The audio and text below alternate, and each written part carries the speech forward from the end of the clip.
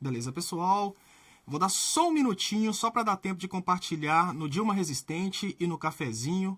Assim que tiver compartilhado, a gente vai começar. Mas o que vai acontecer aqui hoje é um Hangouts com o Lionel Hadi, que tem estudado bastante coisas a respeito da segurança pública. A finalidade desse Hangout é exatamente dar para vocês a oportunidade de, digamos que, perguntar coisas sobre segurança pública que normalmente um policial tem para falar. A gente tem visto muita especulação, a gente tem visto muito sensacionalismo, né? Eu diria assim, muito sensacionalismo político acerca da segurança pública, muita gente falando que os problemas da segurança pública podem ser resolvidos, digamos que com venda de armas, com liberação de armas, enfim.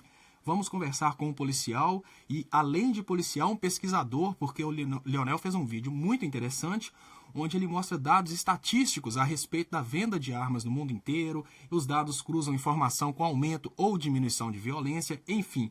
Vai iniciar daqui um minutinho, assim que for compartilhado nas demais páginas, e vai ser digamos que, uma informação muito importante para todo mundo. Eu vou dar espaço agora para o Lionel se apresentar. Lionel, se apresenta, por favor, fala quem você é, o que você faz, o que você come, enfim. Se apresenta aí para o pessoal da minha página, porque a internet já te conhece, com certeza. Então tá, eu sou Leonel Hadi, sou agente da Polícia Civil aqui do Rio Grande do Sul. Atualmente estou na divisão de homicídios, na primeira delegacia de homicídios. Aqui em Porto Alegre a gente trabalha na área da Bom Jesus, Campo da Tuca, Loma do Pinheiro. São áreas bastante conflagradas, né? Morro Maria da Conceição, Cascata. Então a gente lida bastante assim, né, com a questão da criminalidade, com enfrentamento direto, né? É uma delegacia, vamos chamar assim, que se chama na polícia de delegacia de ponta. Então é um trabalho muito importante que essa divisão faz, né? A divisão de homicídios faz em Porto Alegre, principalmente agora que o 2016 foi o ano com o maior número de homicídios aqui em Porto Alegre da história. Também sou formado em História e Direito, tenho mestrado em Direito também, e atualmente estou cursando Economia e fazendo especialização em Direito Penal e Processual Penal. E a minha dissertação de mestrado, então, trabalhou a questão da vinculação do tráfico de drogas com encarceramento e com os homicídios, né, em Porto Alegre. Então, foi exatamente esse o estudo que foi realizado. Então, na verdade, essa questão da vinculação com as armas de fogo, homicídios, violência, né, é uma área que eu me interesso bastante e procuro pesquisar, mas é sempre um debate amplo, né, uma questão que a gente tem que buscar sempre informação e existem diversos pontos de vista sobre o assunto, e esse vídeo aí que eu acabei fazendo visava debater exatamente isso, né, quais são os dados fáticos em relação ao porte de armas, né, ser legalizado ou não. Outro aspecto importante, né, que eu acho relevante é que hoje a gente está num momento complexo em relação à segurança pública, como tu bem colocaste aí, e que se a gente não fizer um debate sério sobre o que funciona, o que não funciona, e cair nesse populismo que hoje a gente vê, a gente pode, né, piorar uma situação que já é dramática aí no país. Perfeito, Leonel. Bom, antes de mais nada, gente, o pessoal que conhece a minha página, o pessoal sabe que eu sempre procuro o que está por detrás dessas ideias e por que essas ideias são colocadas em pauta. Digamos que toda vez que um político, toda vez que um ator de televisão, toda vez que uma personalidade fala sobre determinado assunto, a gente sabe que tem muitas forças agindo por detrás. Então, é nesse sentido que eu falo do lobby, né? Quem será que está convencendo determinados políticos ou quem será que está incentivando políticos a falarem sobre esse assunto? Isso é uma coisa muito importante que a gente vai tocar nesse assunto hoje. E a outra coisa interessante também, eu gostaria de falar sobre a minha experiência. Quando eu cheguei aqui na Inglaterra, eu achei que eu já ia poder chegar na Inglaterra, pisar aqui e já sair comprando arma para brincar dentro de casa, dando tiro. Não, completamente diferente. Eu acho que o único país que realmente, o Lionel tem propriedade para falar isso, que ele pesquisou, mas eu acho que o único país que realmente tem essa coisa aí de todo mundo poder sair, andar armado é os Estados Unidos. Quem tem gente falando aí que na Europa pode não, tentei comprar aqui e não consegui. E o que acontece, né, a grande realidade, né, que o pessoal fala que se der a arma, por exemplo, para uma mulher, ela vai poder se proteger de bandido. Todos esses são assuntos que vão ser tratados aqui hoje. Agora, a Jennifer já me deu ok ali, que a gente já está ao vivo pelo Cafezinho, pelo Dilma Resistente e aqui também pela nova página do Leonardo Estopa. Lembrando, né, que a minha página Leonardo Estopa anterior foi derrubada pelo Facebook. Essa é uma página que está nascendo agora. Então eu convido os amigos para curtir novamente. Se você já curtiu a página Leonardo Estopa antes, curta novamente porque ela foi derrubada. E vamos para o VK. Estamos montando uma base de inteligência no vk.com, que é uma alternativa ao Facebook. É muito interessante a gente pensar que hoje nós estamos usando armas do inimigo para lutar contra o inimigo. Na hora que ele quiser tirar essas armas, ele tira. Então vamos para o VK, que é digamos que uma plataforma hospedada lá na Rússia. Então os interesses americanos não vão influenciar nisso. Mas voltando agora ao assunto principal da noite, Leonel, quem será, né? Por quem será que ganha? Vamos falar primeiro da parte financeira, da parte econômica das coisas, desse tipo de coisa. Por detrás desse lobby, dessa tentativa de liberar as armas no Brasil, quem ganha com isso? Quem vai, digamos que, levar dinheiro para casa com esse tipo de coisa? O que acontece? A gente tem praticamente um monopólio hoje das armas de fogo no Brasil, né? A CBC comprou a Taurus. Então a gente tem hoje a munição é um monopólio da CBC e as armas é praticamente um monopólio da Taurus, né? Dividido um pouco com a Imbel, que é a indústria nacional, que é a indústria do Exército, né, que pertence ao Exército, e algumas outras, Boito, ou empresas menores aí, de armamento no Brasil. O fato é assim, a Glock, por exemplo, que é uma empresa austríaca, né, digamos, é a empresa mais conhecida de armamentos, tá tudo que é filme e tal, e realmente são armas extremamente confiáveis. A Glock não consegue se estabelecer no país, né, ela tem um projeto de instalar uma grande fábrica aqui e tal, mas ela está muito tímida ainda, justamente pelos interesses aí desse monopólio que domina hoje a questão das armas no Brasil, né. O Brasil hoje é o quarto maior país exportador de armas de fogo, né, perde ali para a indústria dos Estados Unidos e tal. Então a gente tem uma indústria relativamente forte de armamento, dominada basicamente hoje pela CBC, que tem o monopólio das munições nacionais, e da Taurus, que tem praticamente o monopólio das armas de fogo. Tanto é que volta e meia a gente observa acidentes, né, com armamento das polícias aqui no Brasil, e invariavelmente são armas da Taurus, compradas em licitações de governos, e que acabam por vender um equipamento de baixa qualidade, que acaba vitimando policiais, acaba vitimando a população. Então essa indústria tem interesse de financiar políticos que mantenham a estrutura dessa forma e que ampliem o mercado dessa indústria, né? Entendi. Ô, gente, eu vou entrar num assunto interessante agora. Eu acho que todos vocês se lembram do plebiscito das armas, onde o brasileiro foi para as ruas votar se ele concorda com a continuidade do comércio de armas de fogo no Brasil. Mas antes do plebiscito das armas, teve a lei do desarmamento. É muito importante eu retomar aqui o currículo de quem está falando hoje, porque normalmente, principalmente no Facebook, a gente tem muito aquela coisa do leigo querer falar pelo especialista. O Leonel é formado em Direito e o Leonel é mestre em Direito. Então vamos entrar nessa parte. Leonel, o que mudou com o Estatuto do Desarmamento e o que mudou com o plebiscito das armas, aquele plebiscito que o brasileiro foi decidir sobre o comércio de armas? O que era antes e como ficou depois desses dois marcos importantes nessa história das armas no Brasil?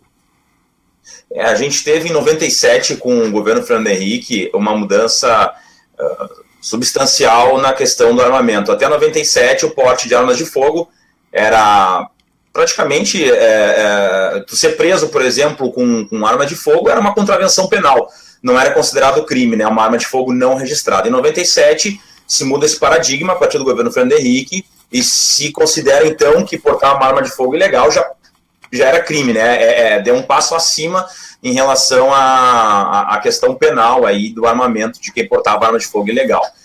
Mas o porte ainda tinha uma certa facilidade de conseguir o porte de arma de fogo.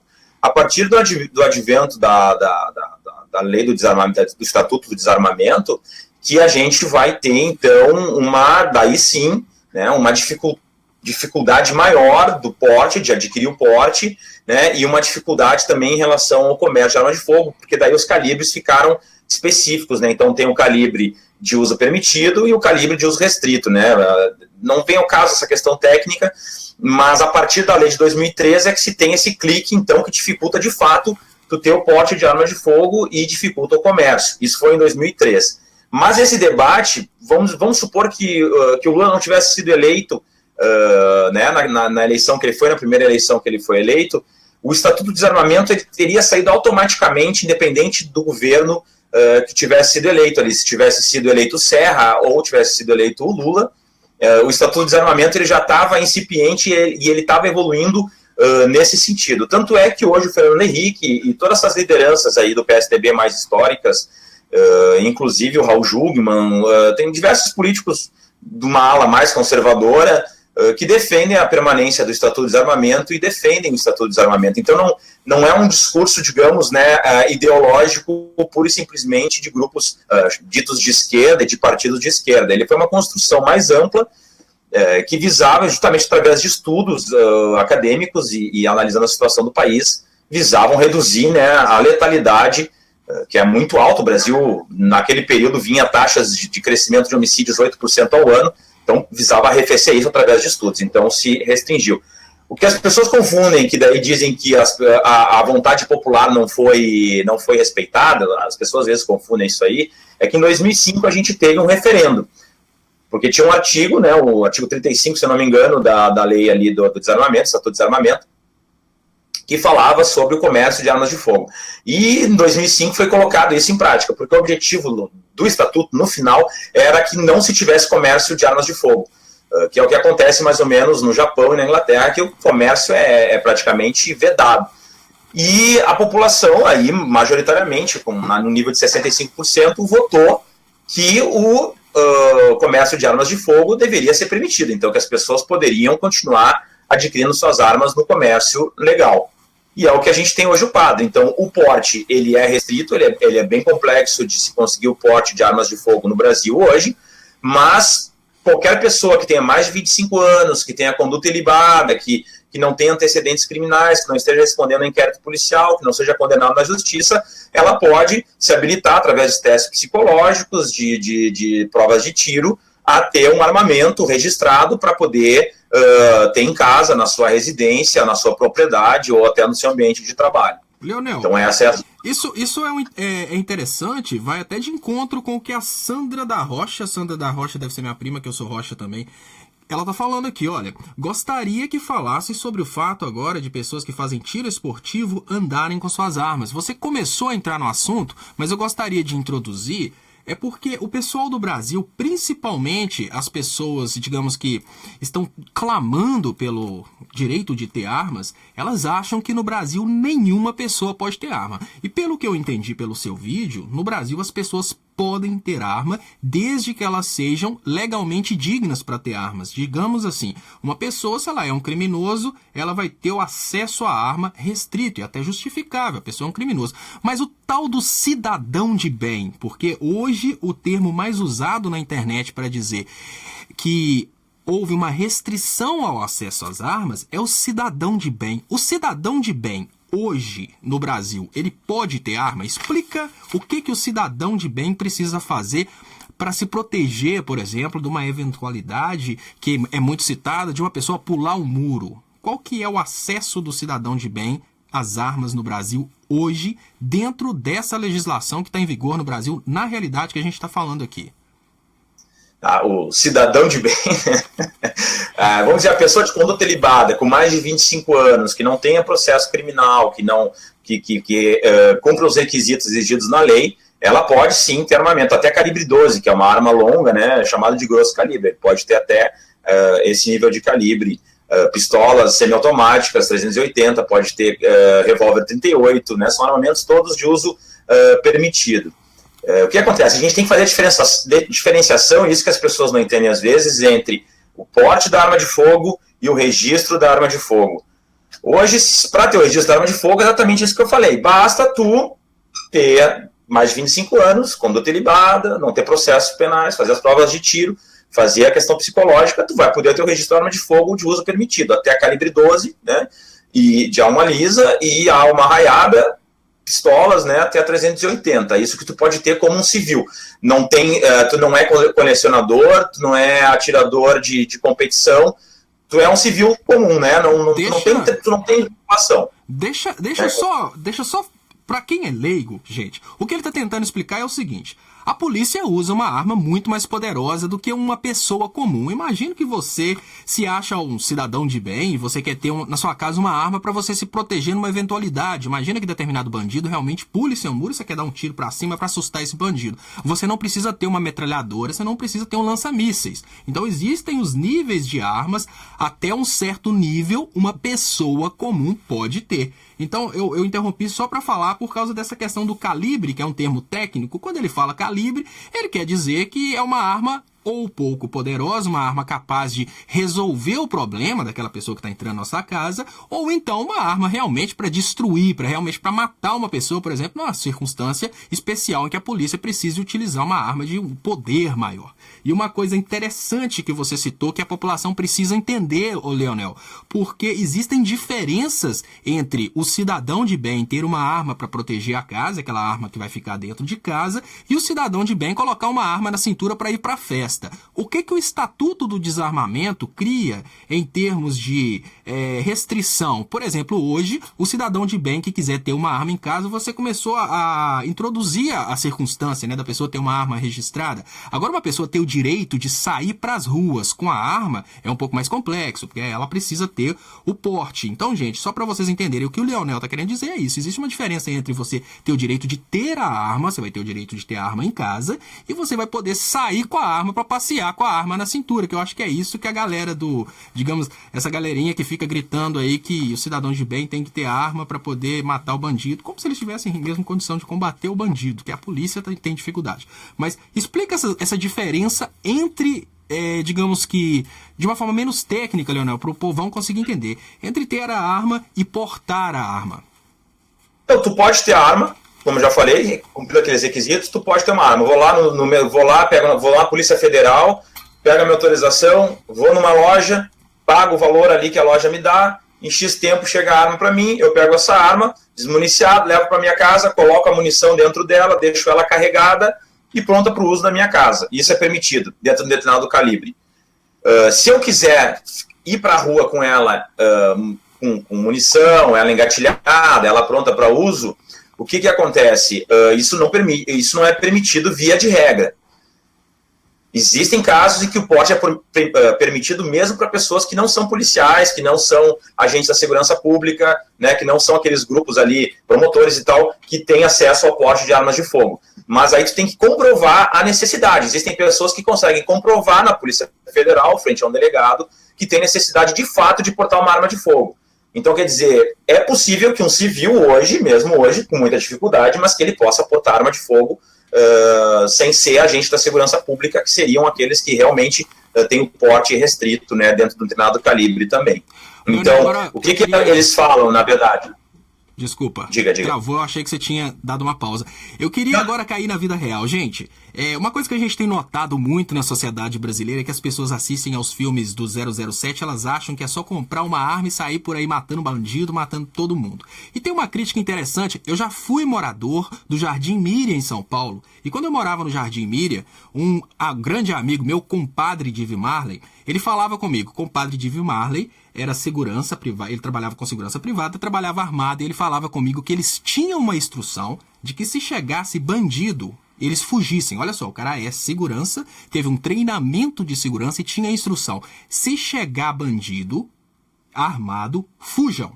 Se chegar uma pessoa pulando, atira pra cima. Se o bandido estiver entrando, fujam. Aí ele explicou pra mim o porquê. Normalmente o bandido tem lá, vamos pensar em horas de treinamento, o cara tem acesso à arma desde criança e ele tem centenas de horas de treinamento em arma. E o cara, às vezes, nem o policial tem tanto treinamento quanto o bandido. E eu acho muito interessante que o cidadão de bem, o cidadão comum, ele acha que assim que ele tiver acesso a uma arma, ele vai entrar numa loja e vai comprar uma arma hoje e ele vai se transformar o próprio James Bond, 20 minutos depois já vai ter condição de sair matando bandido para tudo enquanto é lado. Qual que é a realidade, Leonel, na sociedade brasileira? E você que fez uma grande pesquisa ao redor do mundo em termos de reação. Uma pessoa comum realmente consegue reagir ao bandido armado? Qual que é a realidade disso? Na realidade, exatamente isso que tu falou. Acho que a gente tem uma influência muito grande de filmes, né, de cinema, e as pessoas acham que uma reação armada é algo simples e que vai sempre resultar em sucesso. Mas o que a gente tem que pensar, e é um elemento que a polícia mesmo usa, o elemento surpresa.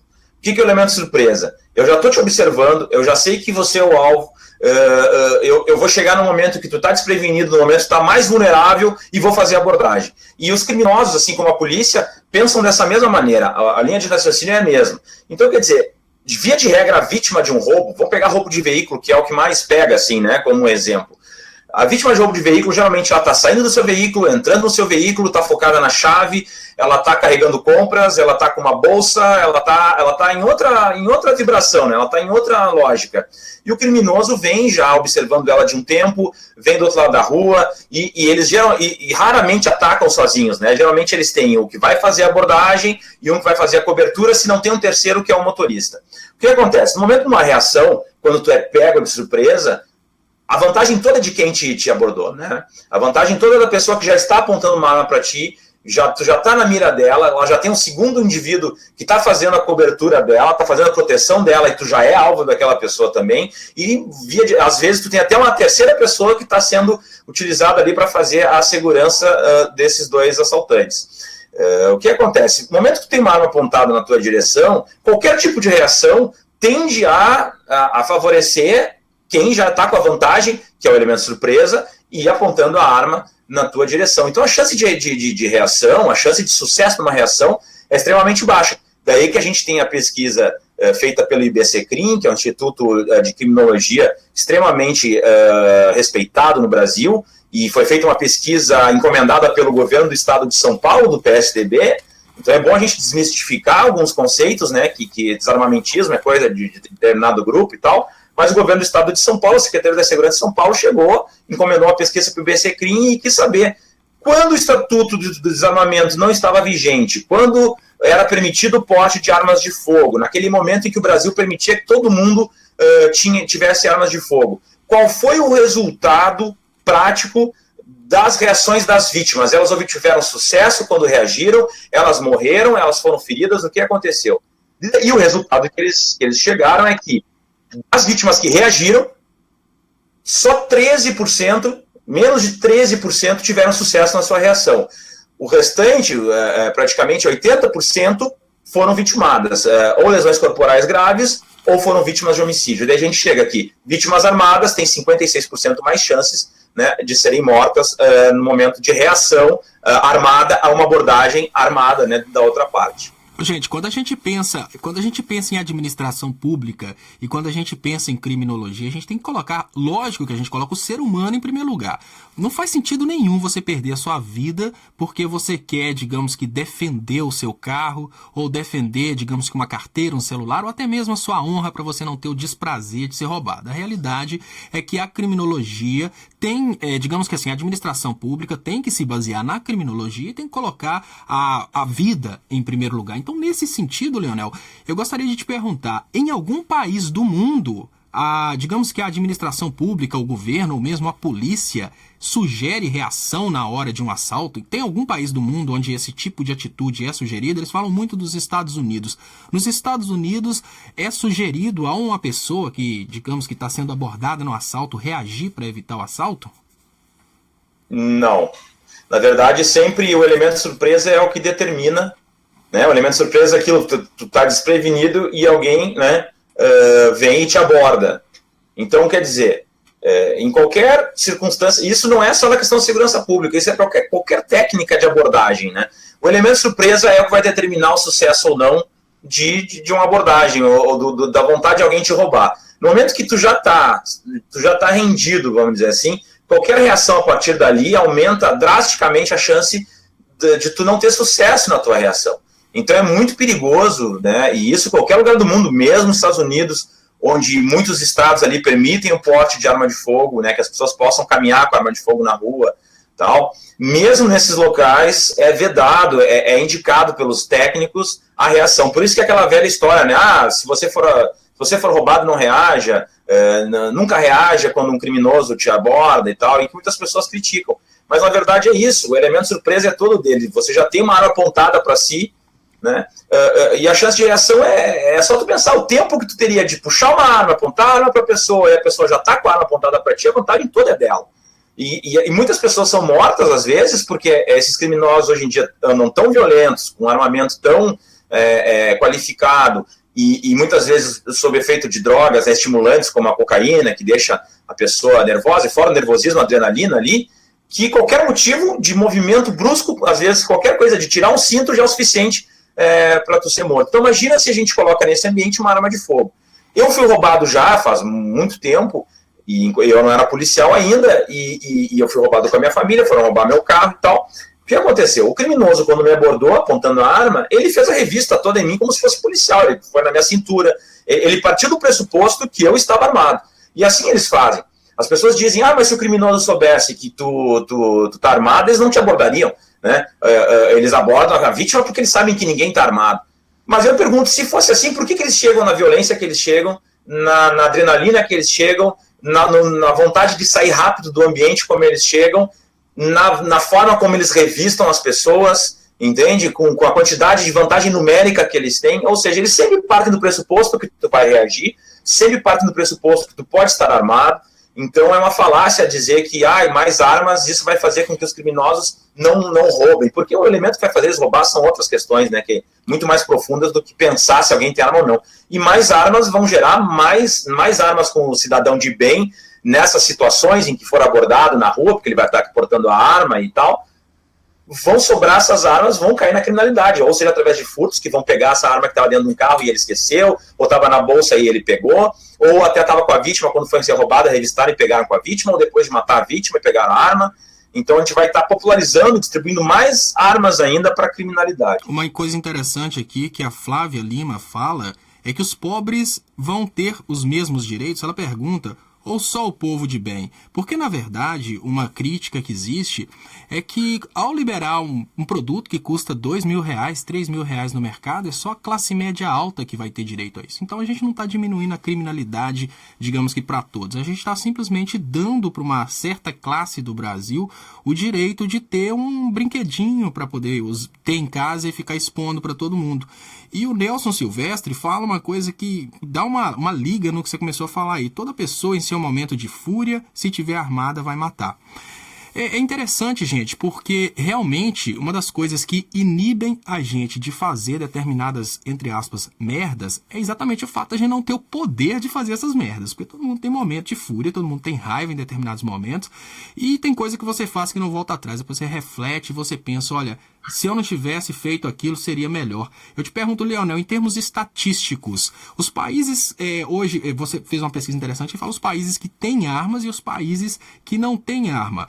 Pela conduta do indivíduo, né, dá pra gente saber, você entende muito mais de criminologia que eu, mas pela conduta do indivíduo dá pra saber se aquela pessoa era propensa à criminalidade ou se foi realmente um ato de fúria. Em termos estatísticos, você tem algum dado para falar sobre como que acontece em países onde, assim, isoladamente os Estados Unidos, onde a arma é totalmente liberada, e em países onde existe uma restrição de arma que, se realmente nos Estados Unidos as pessoas matam de cabeça quente e se arrependem depois, esse tipo de coisa que eu gostaria que você comentasse. Não, o fato é, países com maior IDH, né, maior desenvolvimento econômico e social, são países menos violentos, onde existem menos homicídios, onde existem menos latrocínios. Latrocínio é aquele, né, o roubo para matar.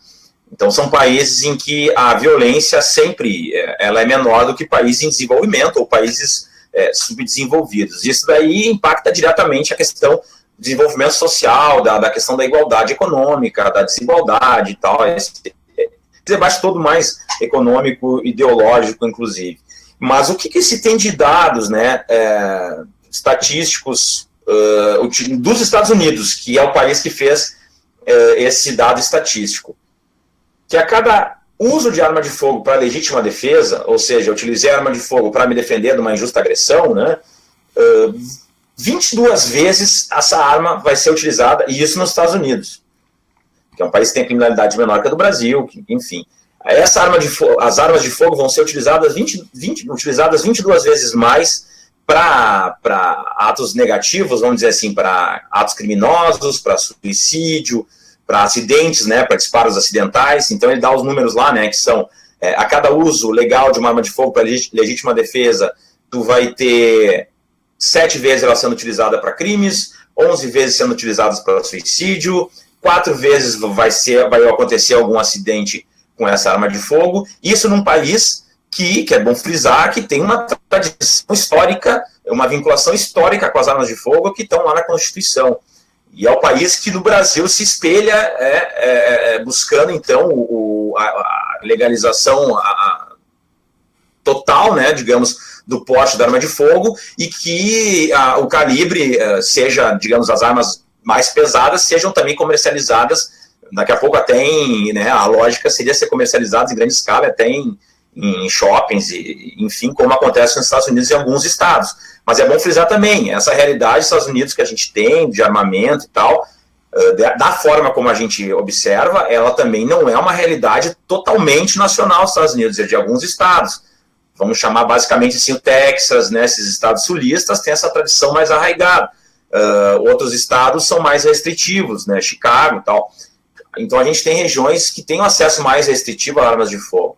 Mas os dados são esses. O fato é, se hoje as armas de fogo são restritas e são utilizadas, né, da forma como são utilizadas pela criminalidade, causando o nível de homicídios que a gente tem. A ONU considera hoje que as armas de fogo são utilizadas em 90% dos homicídios no Brasil. São utilizadas armas de fogo. Então aquele discurso da faca, que a faca também pode matar, que o carro pode matar, na verdade, quando a gente vai para os homicídios de fato, se demonstram que se 90% dos homicídios são cometidos, né, são utilizadas armas de fogo para cometer esses homicídios, as armas de fogo têm um fator relevante dentro da criminalidade.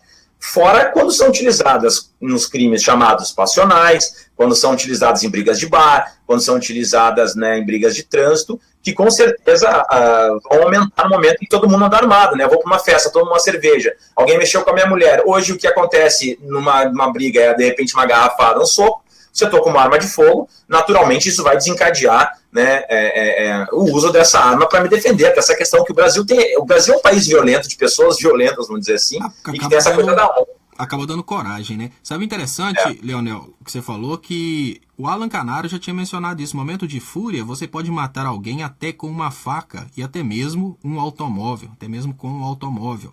Mas eu gostaria de te passar agora, uma pessoa que está fazendo uma pergunta até intrigante, que eu acho que todo mundo do Brasil merece essa resposta, que é: por que os policiais... Deixa eu dar o nome dela aqui, Teca. Ela pergunta: por acaso os policiais fora do seu trabalho andam desarmados? Não. Por que os policiais querem proteção exclusiva? Eu imagino que os policiais são mais, digamos assim, visados para homicídio, visados para vingança, né? Mas quem vai falar isso é o Leonel. Sabe o que eu acho interessante das pessoas que...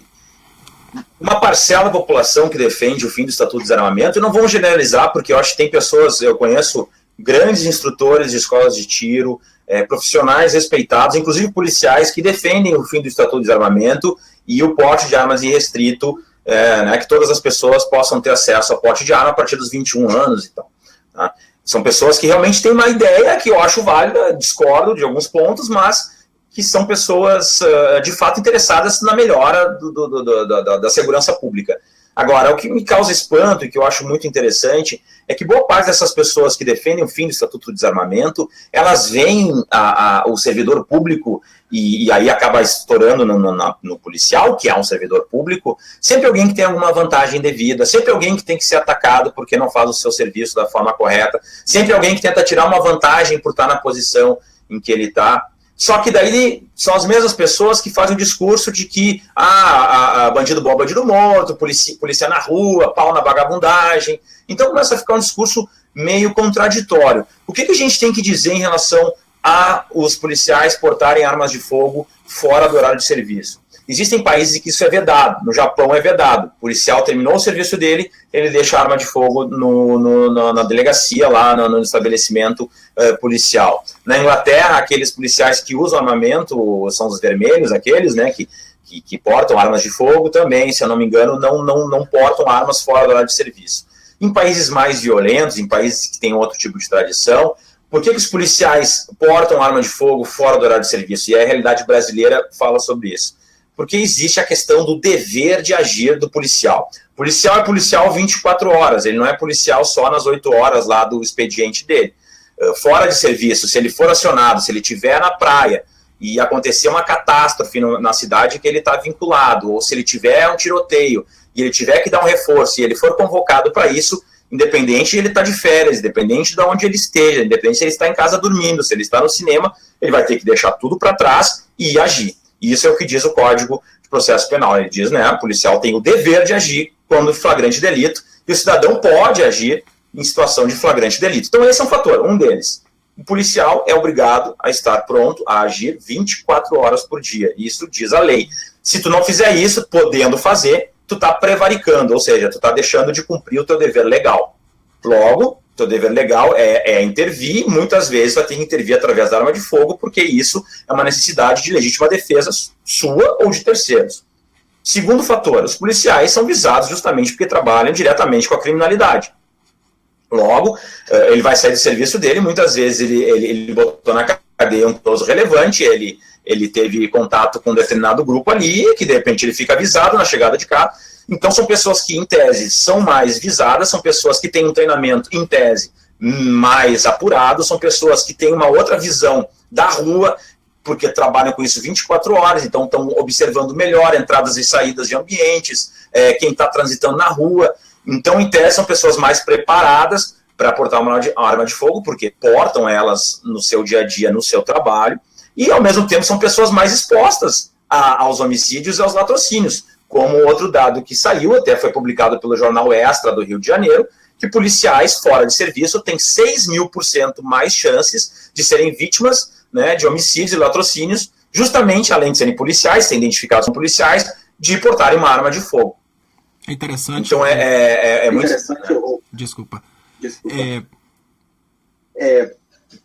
Pois é.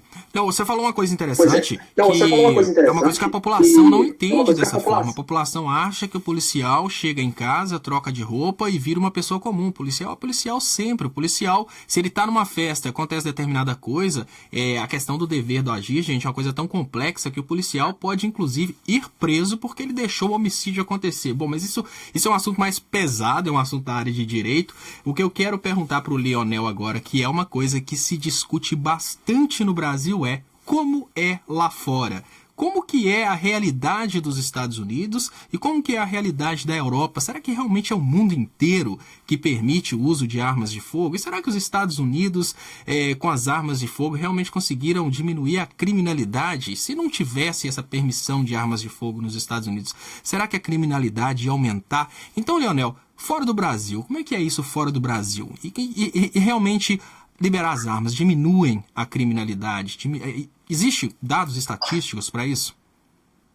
O que existe é assim, no Brasil, o que se comprovou com o advento do Estatuto do Desarmamento em relação ao Brasil, depois eu vou em relação ao mundo.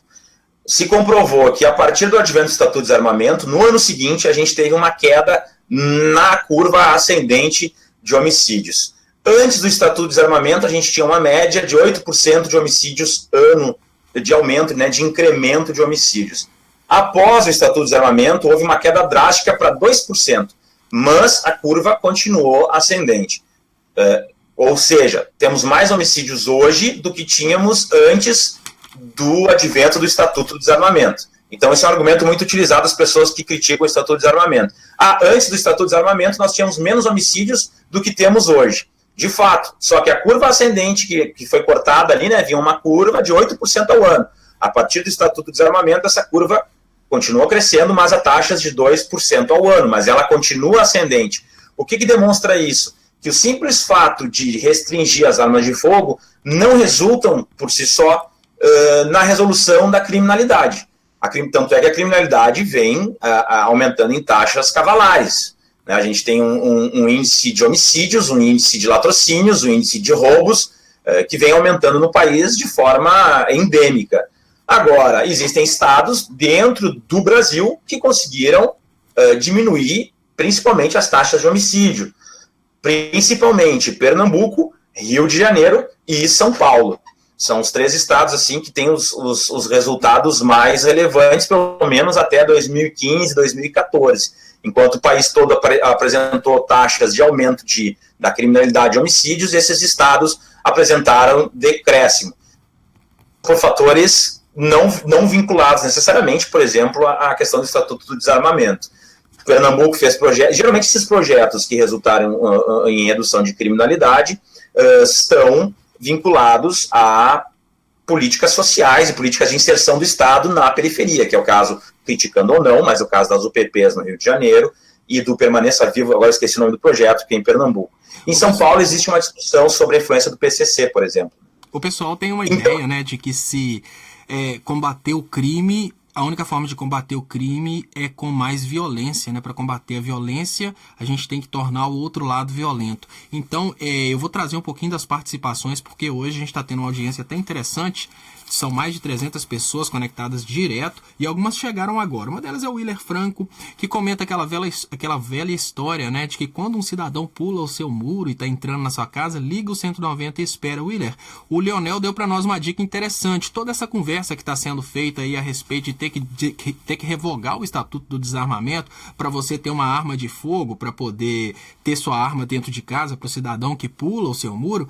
Isso tudo é conversinha, papo furado. Hoje, se você quiser ir lá na loja, lá eu não sei se é na loja, mas enfim, se você quiser ter uma arma de fogo hoje, desde que seja para essa finalidade que você falou, do cidadão que vai pular o muro da sua casa para você defender sua família, você já pode, não precisa revogar o Estatuto do Desarmamento. E quem está falando com você que você não pode estar te enganando. Você só não pode ser criminoso, né? Lógico, por motivos óbvios. Então, se você tiver o nome limpo, não for criminoso, tiver mais de 25 anos, dá uma pulinho, pergunta ao advogado, pergunta ao policial qual que é o procedimento que você vai conseguir. Então volta aqui que o Leonel explicou. No início do vídeo tem essa explicação.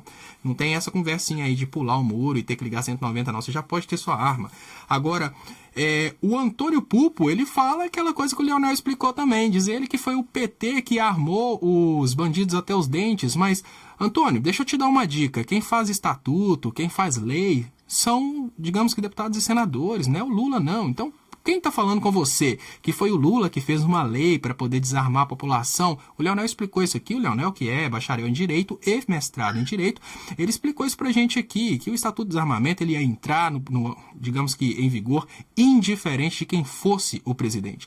Lembrando, quem faz lei é o Legislativo. Se você lembrar, Legislativo, lei. A Luciana Gomes fala Bolsonaro 2018. Tem um pouquinho de relevância para o assunto, porque o Bolsonaro é o cara que está, né, digamos que movimentando essa ideia aí do Estatuto do Desarmamento. Mas lembrando que, como o próprio Bolsonaro falou, vai ser difícil para ele conseguir vencer essa batalha dele com o STF, que ele já perdeu a primeira batalha, agora a luta com certeza ele vai perder. E ainda que ele tente dar golpe no STF, né, para tentar jogar o processo dele para a primeira instância, tentando, digamos que, renunciar ao cargo dele de deputado, não vai dar certo não, tá? Porque o STF não é bobo, vai saber que ele vai fazer por isso e não vai deixar o processo dele descer. Então, começa a fazer a campanha aí, Bolsonaro 2022, talvez, porque nesse aí parece que ele vai ser condenado.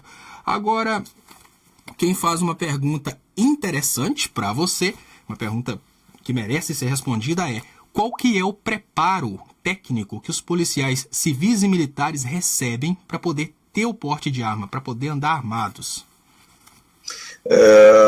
A gente dentro da academia de polícia tem, basicamente, do início ao fim da academia de polícia, a gente tem um treinamento de tiro, né, com um número determinado de disparos que tu é obrigado a fazer, com o armamento diferenciado que tu vai utilizar. Então tu atira de revólver, atira com pistola, atira com carabina, atira com as pumps, né, que seriam as calibre 12 e tal, armas de repetição, automáticas, semiautomáticas. Então, né, agora é claro, a gente tem que dizer uma coisa muito, muito direta para a população.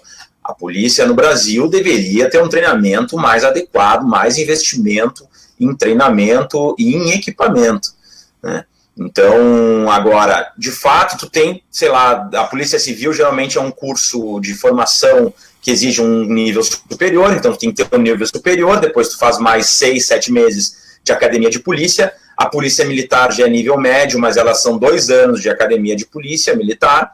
Dentro desse tempo, então, tu é treinado também em defesa pessoal, em abordagem em ambientes de risco, em progressão em ambientes de risco, abordagem de suspeitos. Então, tu tem uma série de treinamentos específicos aí agir, né, contra a criminalidade na nossa função. Então, a gente tem, eu não vou saber ao certo, isso varia às vezes de academia de polícia para academia de polícia, mas com certeza tu é obrigado a dar basicamente mil disparos, né, para poder ter essa habilitação, né. Olha só, o Menezes Rosa Alex fala para você fazer um exemplo prático, né, dar um exemplo de vida real, para que a população consiga entender a diferença entre posse e porte. Ele falou que ainda ficou um pouco confuso. Tá. Posse de arma de fogo, tá? É porque tem um crime no Código Penal que se chama posse, e na lei, né, na lei do desarmamento, do Estatuto de Desarmamento, que é posse de arma de fogo. Posse de arma de fogo significa que eu estava com ela em um ambiente que não a rua. Eu estava... posse de arma de fogo é quando tu tem o registro, vamos dizer assim, legalmente, tá? Não vamos entrar no crime, legalmente. Comprei uma arma de fogo, fui lá, registrei a arma de fogo, comprei minha arma de fogo e levei para minha casa. Estou na minha casa ou no meu ambiente de trabalho, que é onde eu posso ter essa arma de fogo. Estou na posse de arma de fogo. Estou num ambiente restrito, fechado, um ambiente que é da minha propriedade ou onde eu alugo, mas enfim, é um ambiente que me diz respeito. Eu estou na posse. Saí, botei o pé para fora, botei ela na cintura, botei dentro da bolsa, botei no casaco, botei no meu carro. Aí eu estou portando a arma de fogo, né? Eu estou transitando, quando eu transito com ela, quando ela entra em movimento fora desses ambientes, eu estou portando a arma de fogo. E é isso que existe uma dificuldade para quem quiser fazer no Brasil. Se tu quiser ter a posse, o registro, né? O meu nomezinho, sou proprietário daquele bem, é como se eu estivesse comprando uma televisão. Se eu quiser comprar uma arma, como eu compro uma televisão, eu posso hoje no Brasil, digamos assim, a partir daquelas regras que a gente já falou. Qualquer pessoa acima de 25 anos, naquelas regras, pode registrar sua arma de fogo, comprar como se fosse uma televisão, uma geladeira, para ter dentro de casa como uma televisão e uma geladeira. Agora, eu quero sair, transitar com essa arma, que seria o porte de arma de fogo. Isso sim, isso vai ter uma série de dificuldades, pode conseguir também, mas ela é bem difícil, bem restritiva e passa por um delegado da Polícia Federal. Olha só, o Marvel Machado trouxe uma história de vida real aqui que é muito interessante para a gente compartilhar. Um amigo teve o seu estabelecimento comercial assaltado 4 vezes em um ano. Através do seu conhecimento, conseguiu o porte de armas. Conhecimento aqui no sentido que ele tinha a manha de conseguir o porte de armas, que ele era amigo, digamos assim, do delegado, né? Fez um curso e virou um atirador nato. 3 meliantes foram assaltar o seu estabelecimento. Novamente, ele matou 2 e deixou um ferido. Não demorou 3 meses e foram assaltá-lo de novo. E já chegaram apilcando nele e morreu. Ou seja, pelo que eu entendi aqui, né, no segundo momento, os bandidos já sabiam que iam encontrar a pessoa armada e já chegaram pregando bala, exatamente para não ter condição de dar tempo de reação para ele, que acaba confirmando a ideia que você falou, né, do efeito surpresa. O pessoal já está preparado para digamos que comerciante armado, eles já chegam já dando tiro, não dão nem chance do cara se render. Isso acaba... Eu tenho dois colegas que foram mortos exatamente nessas circunstâncias, 2 colegas novos, que eram policiais recém-formados. Um deles auxiliava a mãe dele num comércio no final de semana, e os criminosos entraram, imagina, né, a gente tem um balcão aqui, ele estava de frente para a porta, os 2 criminosos entraram, quando apontaram a arma para ele, ele puxou a arma de trás do balcão e passou a atirar. Ele conseguiu matar um criminoso, morreu ele, que o outro criminoso que estava junto atirou nele, e morreu a mãe dele também, que era proprietária do estabelecimento. Então foi uma tragédia, justamente pela reação. Se ele não tivesse reagido, os criminosos teriam levado os bens lá do mercadinho e teria tido um prejuízo, sei lá, de R$500, e provavelmente hoje estariam todos vivos. O outro colega também, chegando em casa, estavam furtando a casa dele, pegaram ele na entrada, ele estava chegando, renderam ele, viram que ele estava armado, ele reagiu e acabou falecendo. Não é um pré-julgamento da ação dos colegas, né? Porque a gente não pode se colocar no lugar do outro. Mas é só para exemplificar como uma arma de fogo, inclusive para pessoas que têm bastante treinamento, que estão saindo de uma academia de polícia, que em tese estão bem treinadas, né, as tragédias que podem ocorrer a partir de uma reação quando a arma de fogo já está apontada para ti, uma arma de fogo em um ambiente de estresse, né?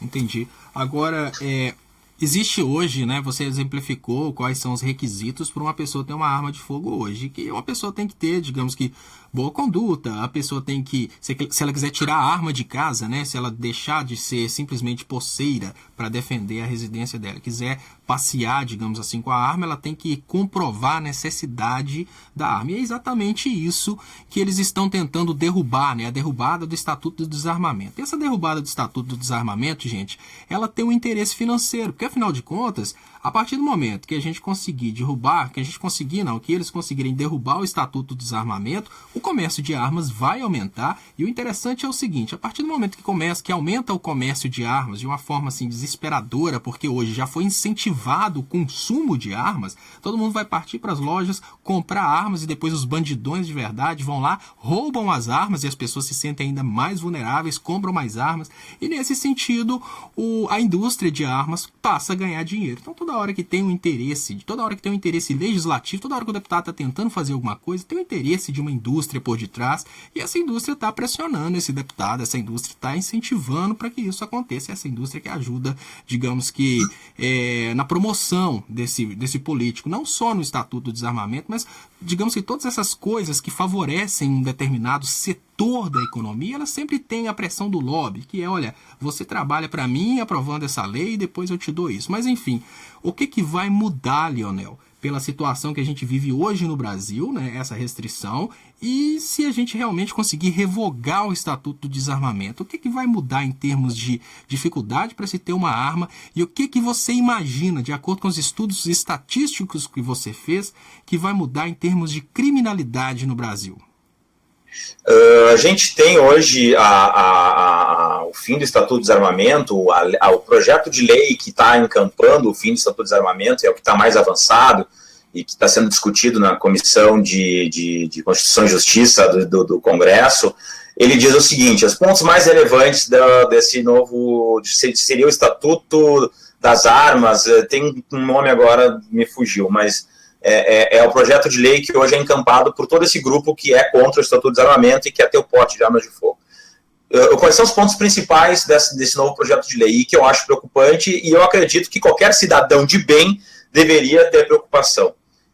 Ele permite que pessoas não mais de 25 anos e agora que tenham 21 anos possam ter o registro e o porte de armas de fogo. Então, qualquer indivíduo com 21 anos, que daí eu vou falar depois das regras que são mais graves também, mas qualquer indivíduo de 21 anos que cumpra os requisitos dessa nova lei vai poder ter o porte de armas de fogo. Então reduz de 25 para 21. Aí a gente tem que fazer uma análise. No trânsito, nos próprios homicídios, as maiores vítimas se encontram nessa faixa etária de 18 a 24, 25 anos. Por quê? Porque a questão é simples. Se a gente pega jovens que são imaturos, jovens que têm uma questão de querer mostrar que são mais escolados, que são mais corajosos e tal, que é o que acontece nessa idade, pelos dados daí dos acidentes de trânsito, pela questão da bebida, por tudo isso que a gente vê em estudos, né, essas pessoas vão poder ter arma de fogo. Bom, a partir de 21 anos, essa é a primeira mudança. A segunda mudança relevante é que hoje, por exemplo, se alguém responde a qualquer tipo de inquérito policial, por exemplo, eu estou sendo investigado, não precisa nem ser indiciado, eu estou sendo investigado numa delegacia de polícia, eu tenho um boletim de ocorrência que abriu uma investigação, seja um termo circunstanciado ou seja um inquérito policial. Eu estou respondendo a um procedimento policial ou no judiciário, eu sou proibido de ter o registro de armas de fogo e o porte de armas de fogo, então nem se fala.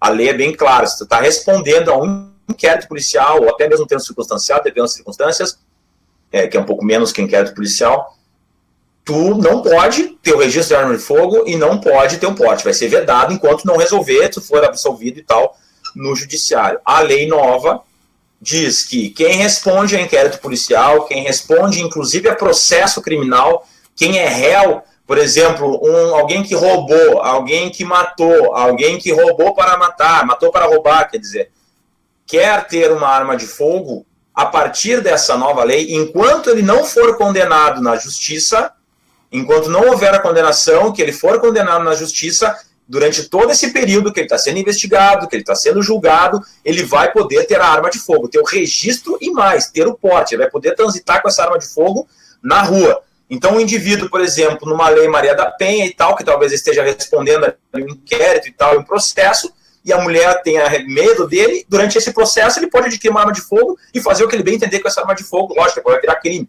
mas enquanto esse período ele não vai ser vedado a ter a arma de fogo. É isso que diz a nova lei, né? Qual que é o tempo médio no Brasil para um processo acontecer? Digamos assim, o cara vai lá na rua, mata uma pessoa. Nesse momento, essa pessoa vai ser indiciada, ou seja, ela vai ter o direito de ter arma de fogo. Até ela ser efetivamente condenada para perder o direito de ter arma de fogo no Brasil, quanto tempo demora isso? Olha, dependendo do processo, no Rio Grande do Sul, por exemplo, que é um estado relativamente rápido, assim, que a justiça funciona rapidamente, geralmente esses processos criminais aí, muitas vezes eles se arrastam aí por 2 a 4, 5 anos, né? Então quer dizer que durante 4 anos, uma pessoa... Imagina, gente, com o Estatuto do Desarmamento revogado, se uma pessoa sai hoje na rua e mata a outra, o delegado sabe que essa pessoa matou a outra, essa pessoa vai responder em liberdade por ser primário, por exemplo. Durante o tempo que essa pessoa estiver respondendo o processo e até o juiz sentenciar essa pessoa, ela vai ter o direito de continuar andando armada. Seja para matar mais gente, seja para matar a testemunha, enfim. A minha opinião é que isso é um pouco absurdo. Mas o Menezes fez uma participação interessante aqui que eu tenho que voltar para achar, porque está subindo um pouquinho rápido. Que ele pediu dados... Gente, eu me perdi aqui agora. Comecei a falar e perdi a participação dos Menezes. Mas eu vou te dar uma ideia contraditória aqui agora, que é mais uma pessoa que traz aquelas ideologias que são pregadas pelo radicalismo de direita, que é: boa noite. O que você acha dos direitos humanos que protege o bandido, enquanto o cidadão mata em legítima defesa, por muitas vezes é levado a julgamento como um assassino?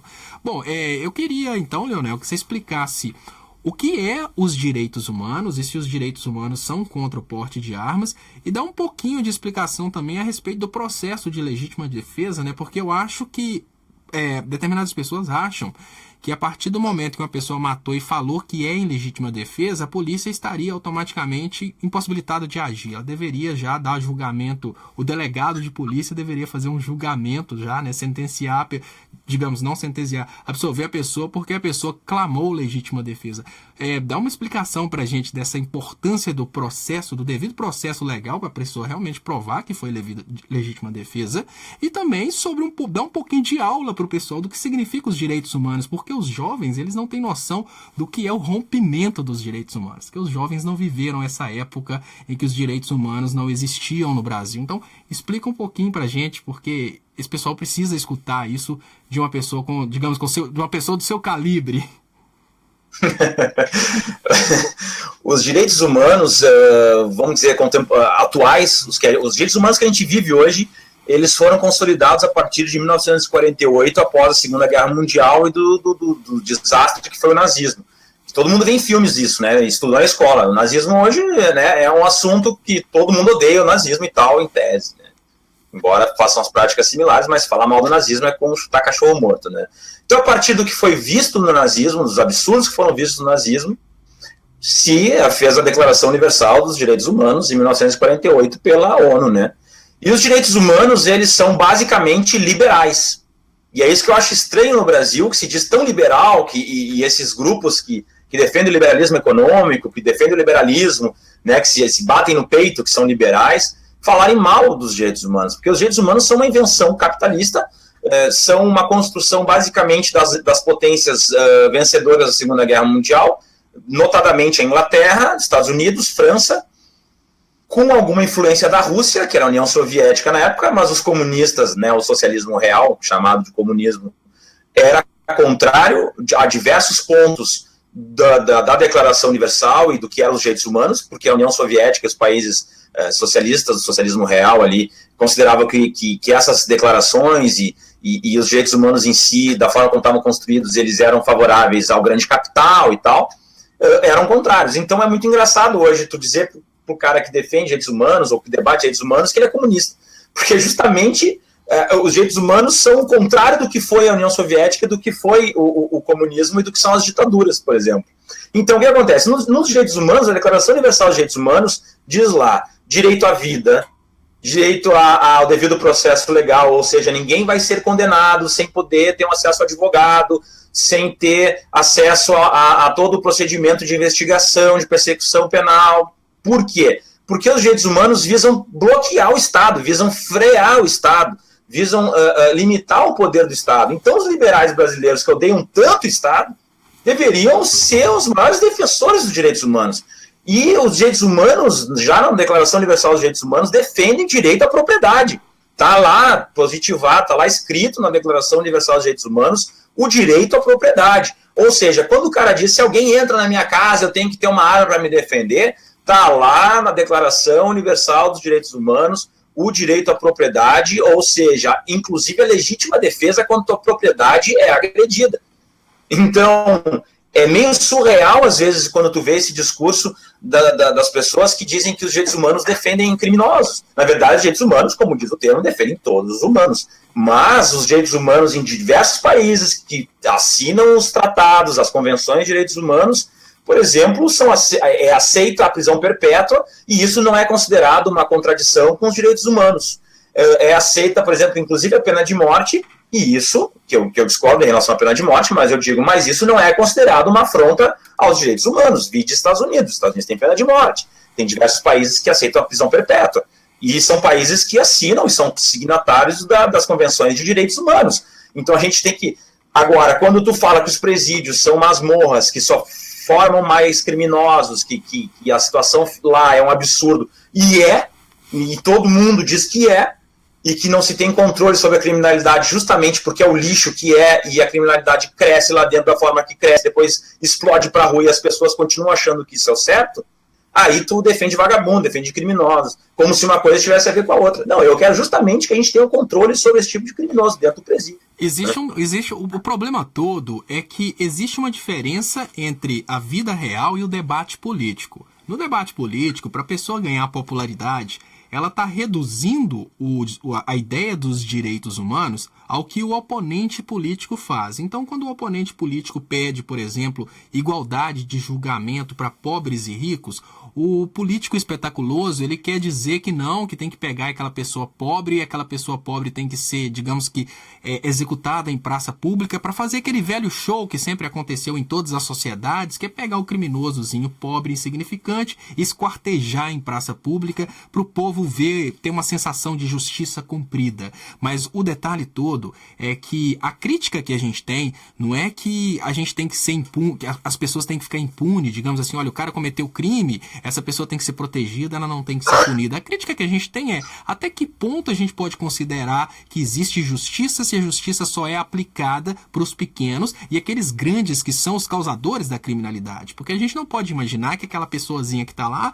vendendo droga na favela é a que traz, por exemplo, 450 quilos de pasta base de cocaína de fora do Brasil. Então, essas pessoas que realmente são os grandes criminosos, que transformam centenas de pessoas em criminosos, elas não são julgadas, não são punidas, enfim, nada acontece. Então, a crítica, eu particularmente tenho essa crítica. Mas agora, o Menezes voltou, obrigado, Menezes, por ter repetido a pergunta, repetindo, Leonardo, há dados sobre de onde vêm as armas utilizadas por criminosos? A pergunta é para você, tá, Leonel? Sim, boa parte desses armamentos, eles entram via Paraguai ou Uruguai, via contrabando. Antigamente, a gente tinha até, vamos dizer, uns 3 anos atrás, a gente tinha uma grande, a infinita maioria do armamento, pelas pesquisas realizadas, eram de procedência nacional, que saíam do país de forma, às vezes, pelo comércio legal, ou até por algum desvio de carga e tal, e voltavam, né, de outra fonte. Mas eram armas Rossi, armas Taurus, etc. a partir, acho que de uns 3 anos para cá, a gente tem agora uma predominância de armas, de fato, procedentes de fora do país.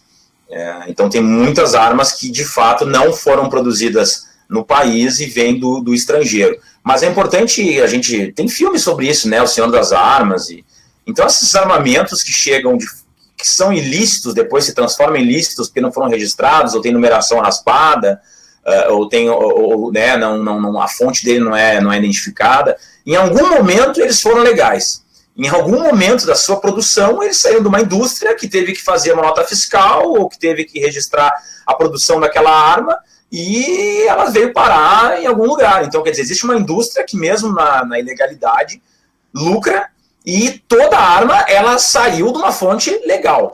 Depois, quando ela é utilizada fora disso aí, que vai ser uma arma ilegal, né? Isso link, inclusive, eu gostaria de agradecer as pessoas que estão participando dessa live, as pessoas que estão assistindo, estão mandando comentários. Eu estou percebendo que algumas pessoas perderam o início e estão chegando agora. Então, Batista, eu vou fazer essa pergunta para o Leonel um pouquinho para frente, porque ele já respondeu. Eu vou pedir para ele, por favor, responder de novo, porque você e outras pessoas estão perguntando isso, que é quando o cidadão de bem vai poder portar a sua própria arma. É interessante que o Leonel acabou de explicar uma coisa legal, que toda arma que cai nas mãos do bandido, ela antes já foi de um cidadão de bem. Olha que interessante, Batista. Você está querendo saber quando o cidadão de bem vai poder adquirir a própria arma para, de repente, entregar essa própria arma para um bandido. Mas vamos deixar isso para o final, que isso já foi respondido. A solução, Jairo Rodrigues fala que a solução para a criminalidade não é arma, passa obrigatoriamente pela melhor distribuição de renda entre trabalhadores. Que é interessante, né? Que se existe a redistribuição de renda, eu defendo a ideia que se existe redistribuição de renda, não necessariamente através de dinheiro, mas através de educação, através de saúde, através de oportunidade, por exemplo, para fazer uma universidade, a pessoa acaba ficando com a cabeça, digamos que cheia de coisa para fazer e ela não vai pensar tanto assim em ter uma arma para sair roubando, né? E a Socorro Rocha, ela fala que respostas esclarecedoras. É interessante que a Socorro ela chegou com um viés um pouco, digamos que de direita, né, dessa ideia de quando que o cidadão de bem vai poder ter a arma. E ela acabou, digamos que entendendo aqui, né, através de um especialista, é porque eu sempre falo, né, gente, existe uma diferença muito grande entre o que é a vida real e o que é o cenário político. No cenário político, digamos que o primeiro vídeo que eu fiz é aquele vídeo sobre o feijão, em que alguns senadores falavam que o Brasil, o preço do feijão, triplicou no Brasil por causa de uma doação para Cuba. Então eu fiz um vídeo explicando que cada brasileiro doou uma casquinha, um pedacinho insignificante de feijão para Cuba, e jamais aconteceria daquilo causar aquele aumento. E o aumento foi causado, na verdade, por excesso de chuva que matou o feijão na plantação. Mas os senadores usaram esse argumento do feijão para fazer campanha durante 3 meses, para justificar que a Dilma tinha que sair porque o feijão aumentou, porque Dilma doou para Cuba. Isso é a diferença da política para a vida real.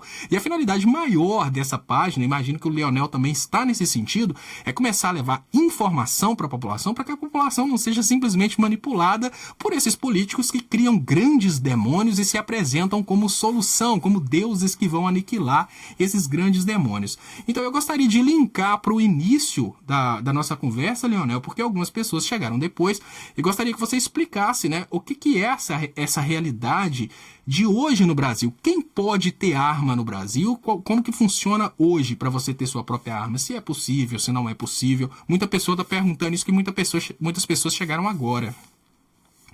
Não, como eu já falei, né, o Estatuto de Desarmamento, ele permite que pessoas com mais de 25 anos que cumpram os requisitos requeridos pela lei, que é não serem condenados em processos criminais, que não estejam respondendo a inquéritos policiais, que façam o teste psicológico e que façam a prova de tiro, tenham o registro da arma de fogo para terem na sua residência ou no seu local de trabalho.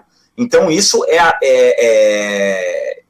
ele é aceito e é permitido para qualquer pessoa com essas características. Então, qualquer pessoa que tiver mais de 25 anos e fechar esses requisitos aí, ela pode ter sua arma de fogo dentro de um determinado calibre lá, mas que é um calibre suficiente, considerado tecnicamente suficiente para poder parar uma injusta agressão, para poder ferir e inclusive matar um agressor se for necessário. numa legítima defesa. Então o armamento ele é o suficiente para tu proteger a tua propriedade, né, dentro da tua residência, da tua fazenda ou do teu sítio.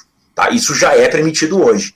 O que não é permitido é o porte irrestrito, é o porte a todas as pessoas. Hoje, quem tem direito ao porte, ou seja, sair da sua casa armado, transitar pela rua, ir no supermercado e fazer no seu veículo, são, via de regra, os policiais que trabalham 24 horas, que são obrigados a trabalhar, estarem prontos a agir 24 horas pela lei. Eles são policiais 24 horas, mesmo fora de horário de serviço. Se chamarem ele tem que agir. Se ele tiver a possibilidade de agir num flagrante, ele vai ter que agir. Se ele estiver na praia e chamarem ele para intervir numa situação, ele vai ser obrigado a intervir, lógico, se não colocar a vida dele em risco. Logo, ele é obrigado a andar armado 24 horas por dia, mesmo quando está em férias. Então são os policiais e promotores, agentes da lei, basicamente pessoas que lidam com a criminalidade, justamente que são mais expostas. Então essa é a realidade hoje, né? E aí a gente vem aquela questão, o que querem mudar? Querem dar para pessoas com 21 anos, não mais 25, e que estejam inclusive respondendo a inquéritos policiais por roubo, homicídio, latrocínio, lesão corporal, inclusive réus em processos, né? E condenados por crime culposos também é permitido.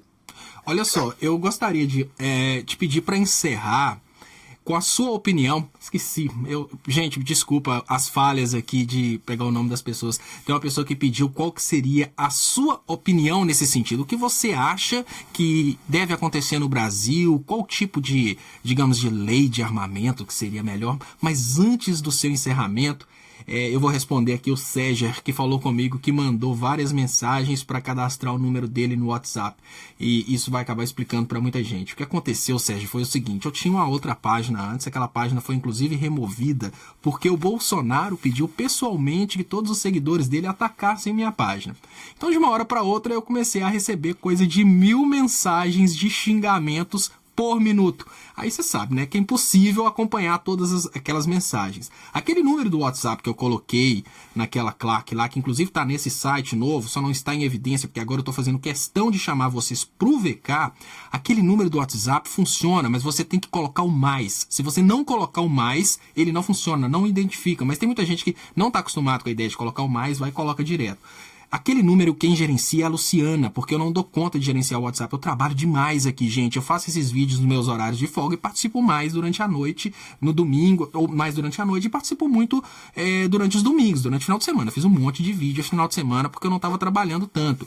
Mas então, se eu não responder, aquele outro, quem responde é a Luciana. Se você mandar mensagem para mim e eu não responder, é porque tá muito difícil de responder mesmo. Eu tô tentando. Agora, só para falar um pouquinho sobre o VK antes do Leonel encerrar. O VK é uma alternativa ao Facebook que nós estamos utilizando como sendo uma base para os formadores de opinião. Eu já estou lá, o Leonel também já está lá, e a ideia é levar para lá o máximo de pessoas possível. Porque quando a gente tem coisa importante para falar, o Facebook bloqueia a conta da gente e deixa a gente fora do ar por 7 dias. Aí você não consegue falar com seus amigos. A ideia não é sair do Facebook. A ideia é usar o Facebook como sendo o nosso terreno de ataque. A gente vai para o Facebook para atacar o inimigo, mas não utilizar o Facebook como uma única arma que a gente tem. Porque, afinal de contas, o Facebook é dos Estados Unidos. E no momento que eles cismarem de puxar o tapete da gente, a gente fica fora do ar, que é o que aconteceu comigo, por exemplo, na semana passada. Assim que eu fiz aquele vídeo lá, que deu quase 5 milhões de acessos, aquele vídeo a respeito da questão da Friboi e da Polícia Federal, eles simplesmente me cortaram e pronto. Agora, encerra, por favor, Leonel, com a sua opinião, como que deveria ser o Brasil em termos de Estatuto do Desarmamento. Eu acredito que o Estatuto de Desarmamento atual ele é adequado para o objetivo que ele prega.